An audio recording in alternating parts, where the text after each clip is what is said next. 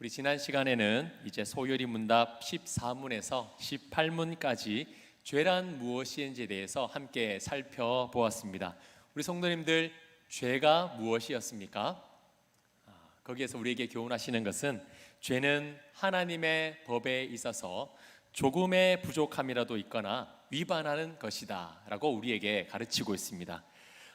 하라, 하지 말라, 그리고 해야 하는 것들임에도 불구하고 하지 않는 그 모든 일들 중에 하나님께서 원하시는 기준에 조금이라도 부족하거나 조금이라도 어기면 그 모든 것이 다 죄라는 겁니다.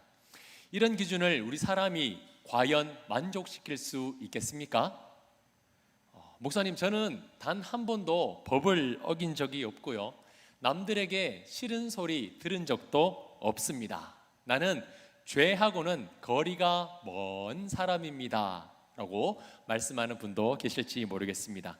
하지만 성경은 그 모든 것을 잘 지켜도 딱 하나만 어겨도 그 모든 것을 다 어긴 것이다 라고 말씀을 하고 있는 거예요. 심지어 행동뿐만 아니라 마음속에 품은 것도 행한 것이다 라고 예수님께서 말씀하셨습니다. 하나님의 말씀에 순종하지 못한 아담으로 인해서 모든 인류는 마음으로, 행동으로, 생각으로 다 타락하고 부패하게 되었습니다. 그렇기 때문에 우리는 아무리 완벽을 추구하려고 해도 결국 완성될 수가 없는 그런 존재다라는 겁니다.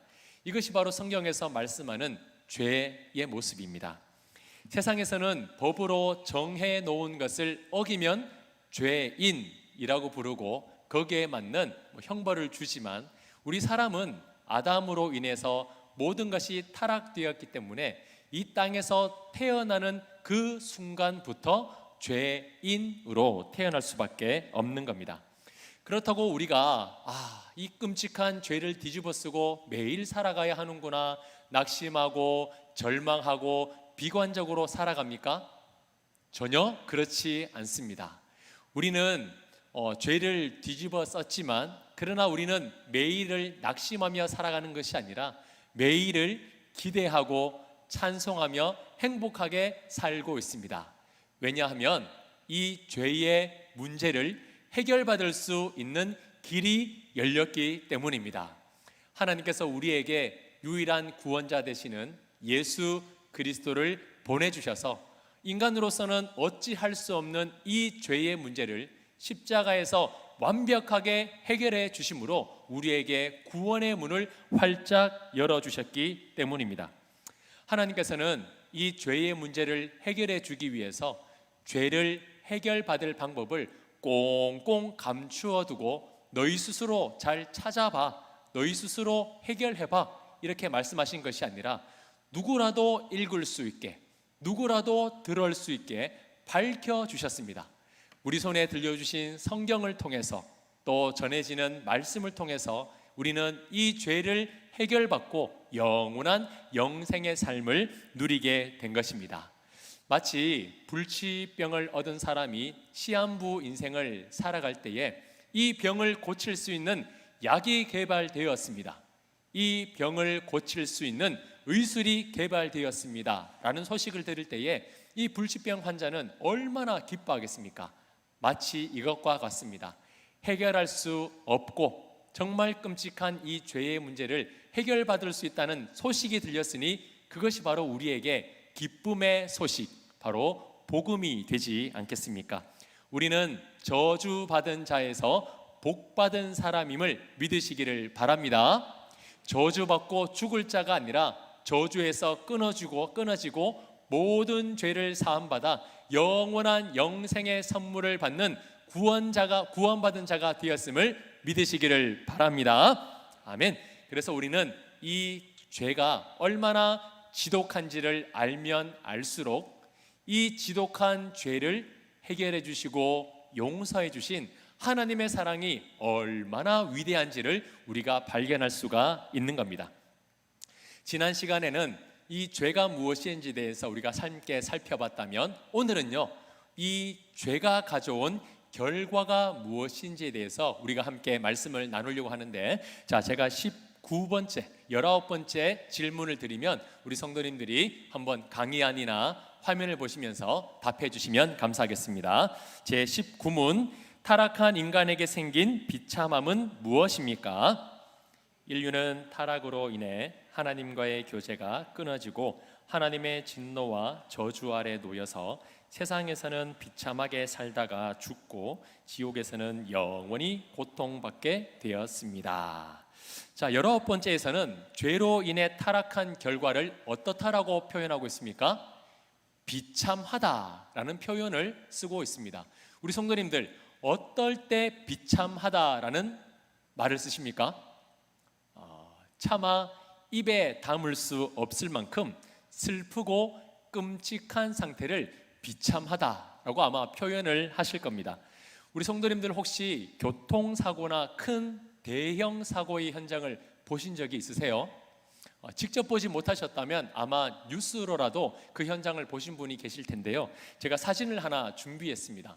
아마도 우리 성도님들이 다 기억을 하시는 아마 사건일 텐데, 1995년 4월 28일 여기에서 멀지 않은 상인 내거리에서 지하철 공사 현장이 가스 폭발이 일어나는 그런 대형 사고가 터진 적이 있습니다.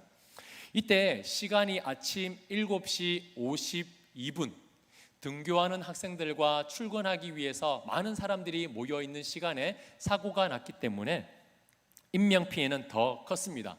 제가 이날을 생생하게 기억합니다. 왜냐하면 제가 이때 중학생이었는데 화원 유원지로 소풍 가는 날이었어요. 제가 월성 초등학교에서 친구들하고 이제 소풍 화원 유원지로 가기 위해서 버스를 기다리는데 저 멀리서 쿵 하는 소리가 들리는 거예요. 그때는 뭔지 몰랐습니다. 무슨 소리지 하고 듣고 있는데 이제 버스가 와서 타고 가는데 두세 정거장 지났는데, 야, 이게 웬일입니까? 아수라장인 거예요. 사람들은 비명을 지르고 여기저기 유리 파편, 건물 잔해들, 그리고 심지어 저 두꺼운 철판이 여기저기 막 널브러져 있었습니다. 차가 상인 내거리를 채 가기도 전에 가지 못해서 다 내릴 수밖에 없었고 저 멀리서 그냥 지켜볼 수밖에 없었습니다. 말 그대로 이 현장은요, 아비규환이었어요. 제 친구 중에서는 이날 이 현장을 보고 온 친구도 있는데 정말 끔찍한 그런 사고 현장이었다고 말을 했습니다. 더 이상 말로 표현할 수 없을 만큼 슬프고 끔찍한 이러한 것을 보며 우리는 비참하다라는 단어를 사용합니다.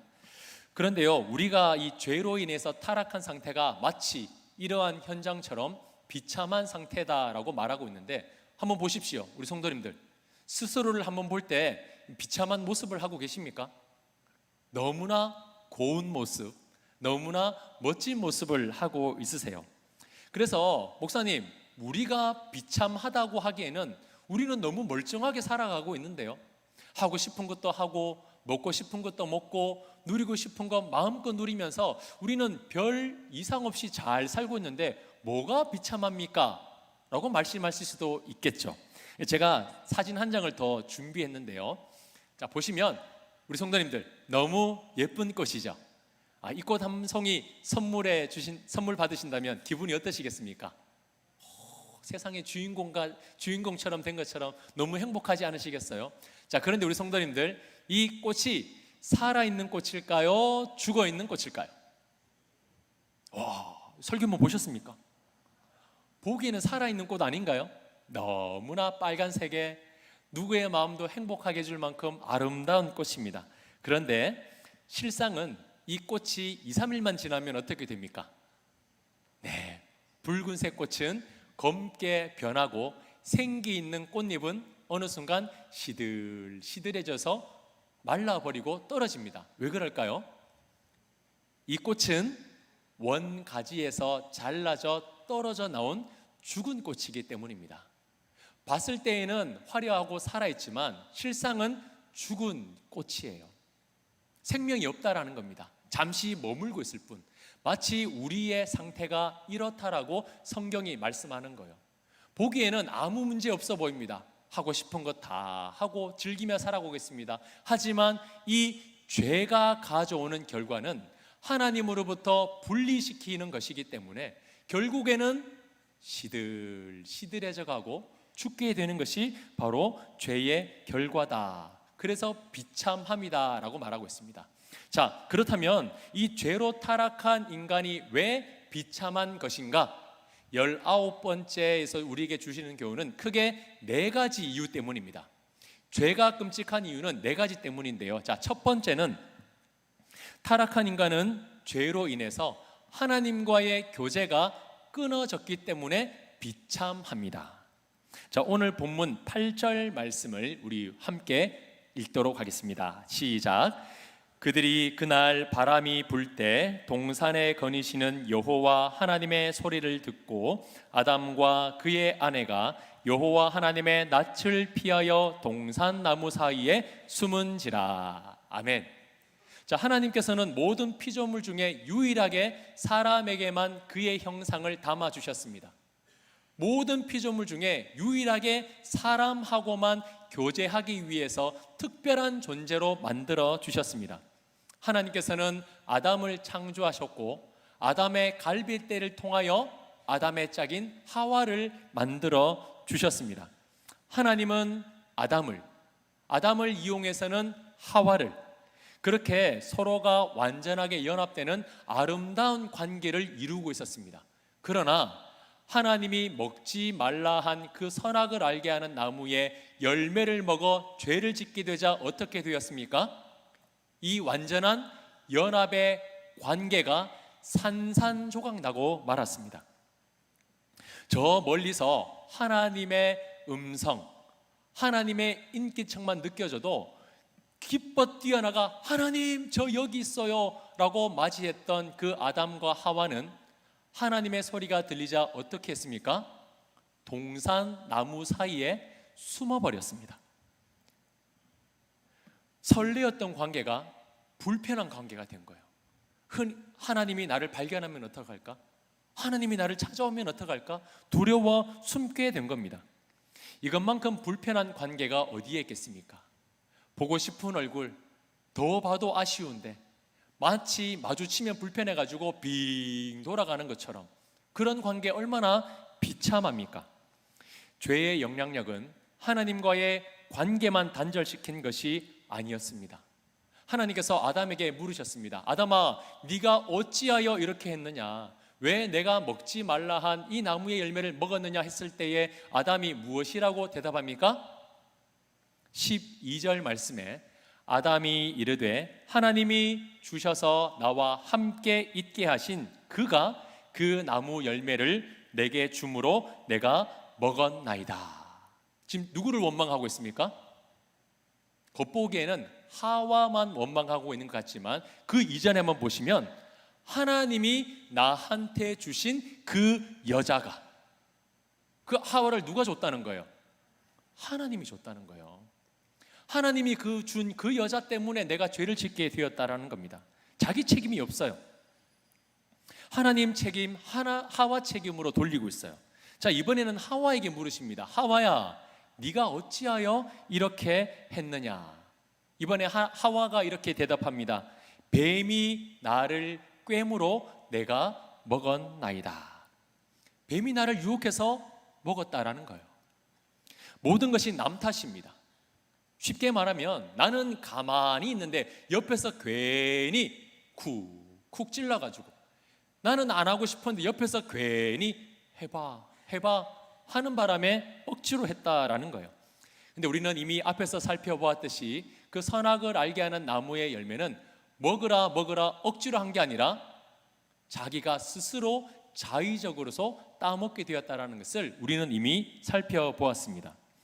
하나님의 말씀에 불순종하여 얻게 된 이 죄의 결과인 죽음을, 이 죽음의 책임을 다 떠넘기고 있는 거예요. 하나님 때문에, 하와 때문에, 뱀 때문에 모든 것이 연합하여 선하고 아름다웠던 그 에덴 동산에서의 연합된 관계가 산산조각 나고 있습니다. 나를 창조하신 하나님이 불편하게 느껴지고 당신의 형상을 담아 만든 피조물이 불편하게 느껴지는 이 관계가 바로 비참하다라고 말씀하고 있는 거예요. 자, 여기에서 끝이 아닙니다. 하나님의 말씀에 불순종한 이 뱀과 아담과 하와에게는 형벌이 내려지는데 뱀은 모든 짐승들보다 더욱 저주를 받아서 배로 기어가게 되고 종신토록 흙을 먹게 될 것이다 라고 하나님께서 말씀하셨어요. 그리고 16절을 보시면 또 저 여자에게 이르시되 내가 내게 임신하는 고통을 크게 더하리니 내가 수고하고 자식을 낳을 것이며 너는 남편을 원하고 남편은 너를 다스릴 것이니라 하시고, 인간은 육체적인 고통을 경험하게 됩니다. 그리고 이전에는 하나님께서 모든 것을 공급해 주셨어요. 만들어 놓으신 것 그냥 가져다 먹으면 됩니다. 그러나 이제는 땀 흘리며 수고하지 아니하고는 그 소산을 얻을 수가 없게 된 거예요. 그리고 내 뼈 중에 뼈요 살 중에 살이라고 부르던 그 아름다웠던 아내와의 관계가 서로 복종하고 서로 다스리려고 하는 그런 깨어진 관계가 되었다라는 겁니다. 그래서 부부싸움이 왜 일어나냐? 성격 차이가 아니라 죄 때문입니다. 이 에덴 동산에서 깨어진 관계 때문에 남편은 너를 원하고 너는 남편을 다스리려고 하는 이 죄의 근본적인 본성이 우리로 하여금 서로 다투게 만든다라는 거예요. 자, 그리고 더 나아가서 17절을 보시면 아담 개인이 아니라 이제는 땅이 저주를 받습니다. 아담뿐만 아니라 그 모든 피조물에게까지 죄의 영향력이 끼치게 된다라는 거예요. 그래서 온갖 과실을 내던 그 에덴 동산에서 쫓겨난 뒤에는 그 땅들은 가시덤불과 엉겅퀴를 내면서 땀을 흘려야 비로소 먹을 것을 얻게 되는 고통과 수고의 삶이 시작된 것입니다. 이 사실 일이라는 것이요 참 축복된 거거든요. 하나님께서 아담에게 주신 만물의 이름을 지어라, 에덴 동산을 잘 돌봐라, 번성해라, 생육하고 번성하고 충만해라, 이 모든 하나님이 주신 일은 축복이었습니다. 그래서 그것 하는 것 자체가 기쁨이고 행복이고 하나님 앞에 영광되는 일이었습니다. 그러나 그 모든 것들이 죄로 인해 저주를 받게 되자 고통이 된 거예요. 일하는 것도 고통이고 먹고 사는 것도 고통이고 함께 사는 것도 고통이고 사랑하는 자녀를 낳는 것도 고통이고 키우는 것도 고통이고 고통과 수고가 끊이지 않는 삶을 살게 된 거예요. 이것이 바로 비참하다, 비참한 인생이 되었다. 우리의 삶이 비참하기보다 저 에덴 동산에서의 삶과 오늘 우리의 삶을 비교했을 때에는 너무나 비참하게 보인다라는 겁니다. 자, 그리고 19문에서 우리의 비참함에 대해서 주시는 교훈 세 번째는요, 결국 이와 같은 질병과 고통과 모든 파괴된 관계는 결국 어디로 우리를 이끌어 갑니까? 죽음으로 이끌어 간다라는 거예요. 그냥 이 땅에서의 잠시 힘들고 많은 것이 아니라 결국 깨어진 그 모든 파괴된 관계는 결국 우리를 죄로 이끌고 가게 됩니다. 자, 19절에는 이렇게 말씀하시는데요, 함께 한 목소리로 읽겠습니다. 시작. 내가 흙으로 돌아갈 때까지 얼굴에 땀을 흘려야 먹을 것을 먹으리니 내가 그것에서 취함을 입었습니다. 너는 흙이니 흙으로 돌아갈 것이니라 하시니라. 아멘. 우리 성도님들이 잘 알고 있듯이 죄의 결과는 무엇입니까? 죄의 결과는 사망입니다. 죽음이에요. 자, 그런데 한번 생각해 보십시오. 아담은 최초의 인류였습니다. 그렇기 때문에 아담은 늙음과 죽음을 경험해 본 적이 없어요. 하나님께서 이제 너는 흙이니 흙으로 돌아가라 하셨겠지만 아담은 그 말이 무슨 말인지는 경험해 본 적이 없어요.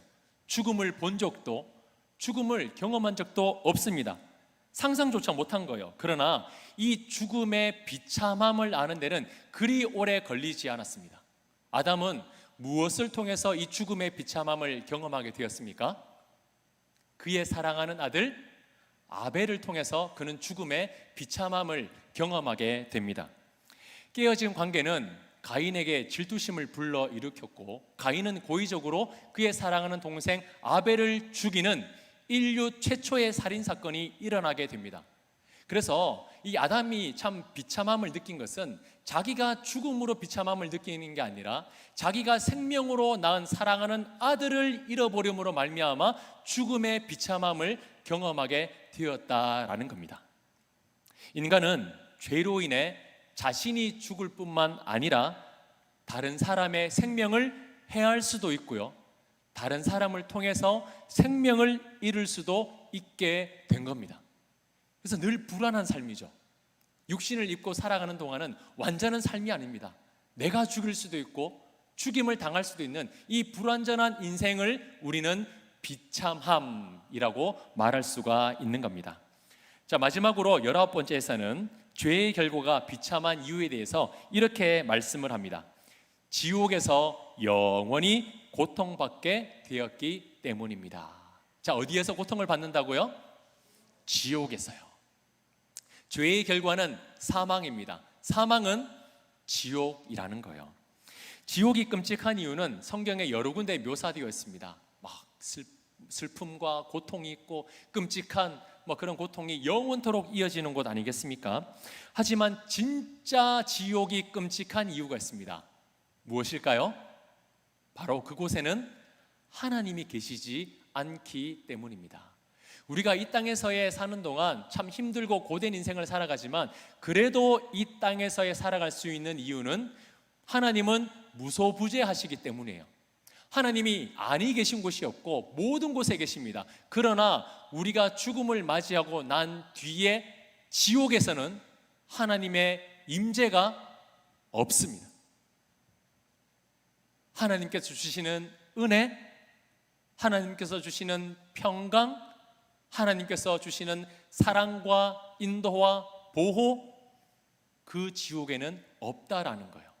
그래서 지옥이 가장 끔찍하다라는 겁니다. 사랑하는 성도님들, 죄의 현실은 피할 수 없는 인간의 비참함을 보여주고 있습니다. 그런데요, 하나님은 우리를 이 끔찍하고 비참한 상태로 내버려 두지 않으셨습니다. 하나님은 우리를 위하여 이 비참하고 끔찍한 죄를 용서하기 위하여 누구를 보내주셨습니까? 그렇죠. 그의 사랑하는 유일한 독생자 예수 그리스도를 보내주셔서 이 비참하고 끔찍한 죄의 사슬을 끊어주시고 모든 것을 용서하심으로 말미암아 사망에서 생명으로 옮겨 주셨습니다. 그래서 우리는 그 비참함의 상태에서 태어났으나 영원하신 하나님의 사랑과 은혜를 덧입어 사망이 아니라 저 지옥불이 아니라 하나님이 영원히 임재하고 계시는 천국을 바라보며 살게 된 것입니다. 이것이 바로 오늘날 우리의 현실인 거예요. 사랑하는 성도님들, 우리는 하나님과 연결되고 진노에서 벗어나 영원한 생명을 얻은 존재임을 믿으시기를 바랍니다. 끔찍한 죄의 문제가 해결받고 예수 그리스도를 통하여 영원한 영생을 선물로 받은 줄 믿으시기를 바랍니다. 아멘. 그렇기 때문에 그 구원의 은혜를 기억하시면서 이 불볕 더위가 이어지는 가운데서도 불같은 시험이 아니라 그 가운데서도 나를 붙들어 주시고 인도하시고 함께 하시는 영원한 하나님의 사랑을 마음껏 누리며 살아가시는 귀한 한 주가 되시기를 주님의 이름으로 축원합니다. 축원합니다. 그래서 비참함의 크기를 알수록 우리를 용서해 주신 그 십자가 위대한 사랑을 아는데요. 자, 마지막 이 고백을 우리가 다 같이 한번 마음속으로 그리고 입술로 고백하면서 말씀을 한번 맺도록 하겠습니다. 다 같이 고백합니다. 시작. 비참함의 크기를 알수록 우리를 용서해 주신 십자가 사랑의 위대함을 더 깊이 알게 됩니다. 아멘.